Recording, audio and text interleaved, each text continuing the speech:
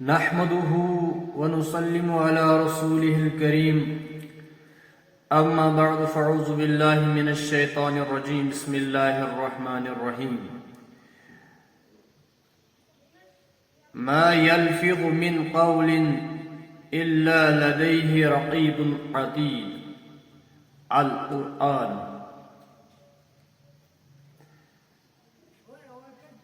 معزز و مکرم ناظرین،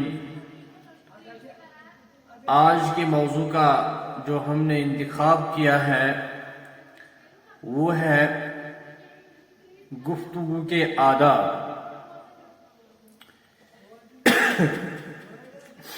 کس نوعیت کی گفتگو ہمارے معاشرے میں درکار ہے؟ سب سے اہم بات یہ ہے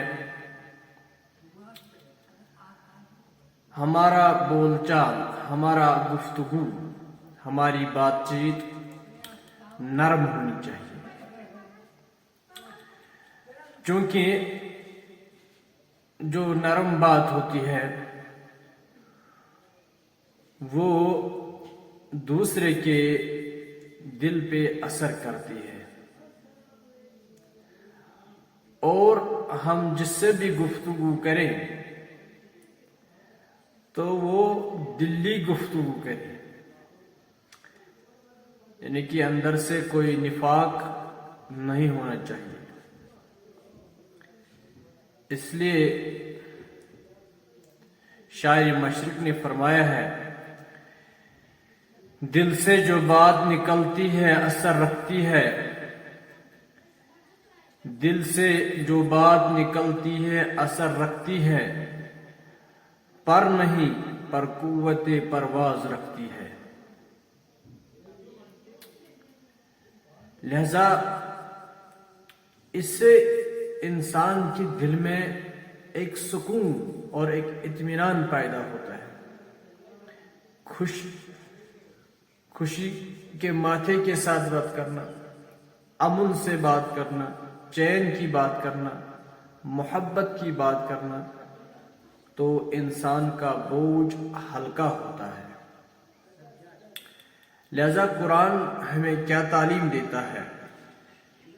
ما یلفظ من قول الا لدیہ، کوئی بات اس کی زبان پر آدھے کہ نگراں اس کو محفوظ کرنے والا ہے، یعنی کہ کرامن کاتبین یعلمون ما تفعلون۔ اللہ رب العزت فرماتے ہیں جو بھی آپ بات کرتے ہو، جو آپ کے منہ سے بات نکلتی ہے، قرآن میں اللہ رب العزت فرماتے ہیں کرامن کاتبین یعلمون ما تفعلون۔ یہ کرامن کاتبین جو آپ صحیح بات کرتے ہو یہ بھی لکھی جاتی ہے، اور خدا نخواستہ اگر آپ غلط بات کرتے ہو تو وہ بھی یہ کرامن کاتبین نوٹ کرتے ہیں۔ اور سورہ قاف میں قرآن مجید یہی کچھ کہہ رہا ہے، ما یلفظ من قول، جو بھی آپ قول، جو بھی آپ بات، جو بھی آپ جملہ کہتے ہو تو وہ اللہ کے ہاں نوٹ کیا جاتا ہے۔ لہذا اس وقت اللہ بچائے ہماری زبانوں پہ کیا کچھ وہی تباہی آتی ہے۔ ان زبانوں پہ اللہ کا قرآن ہونا چاہیے تھا، رسول اللہ صلی اللہ علیہ وسلم کی حدیث ہونی چاہیے تھی، اور اس کے ساتھ ساتھ ذکر و اذکار ہونی چاہیے تھی، مگر بدقسمتی سے آج کے معاشرے میں ہمارے کان ان زبانوں سے کیا سنتے ہیں؟ ہماری زبانیں غلط الفاظ بولتے ہیں، ناشائستہ قول اور الفاظ بولتے ہیں، لازم باتیں کرتے ہیں جن کو ہمارا معاشرہ قطعی طور اجازت نہیں دیتا ہے، جو ہمارے ضمیر پہ بھی یعنی کہ ناگوار ہوتی ہے۔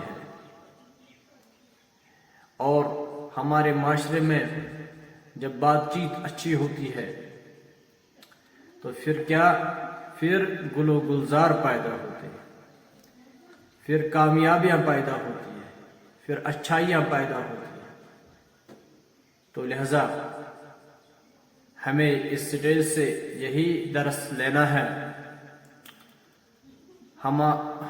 ہم کو بات کرنے کا ڈنگ ہونا چاہیے، ہماری بات بالکل نرمی سے ہونی چاہیے، چاہے ہم اپنے ماں باپ سے بات کریں، اپنے بھائی بہنوں سے بات کریں، اپنی شریک حیات کے ساتھ بات کریں، جس کسی کے ساتھ یا اپنے دوستوں سے ہم باتیں کرتے ہیں، لیکن ہمارا لہجہ جو وہ بالکل نرم ہونا چاہیے۔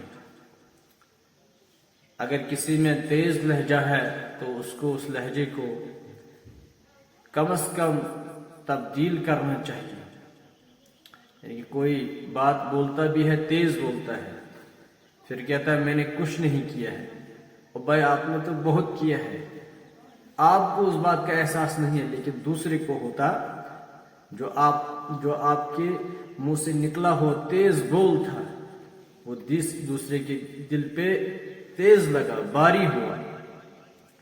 لہذا میری ناظرین سے یہی گزارش ہے کہ انشاءاللہ المستعان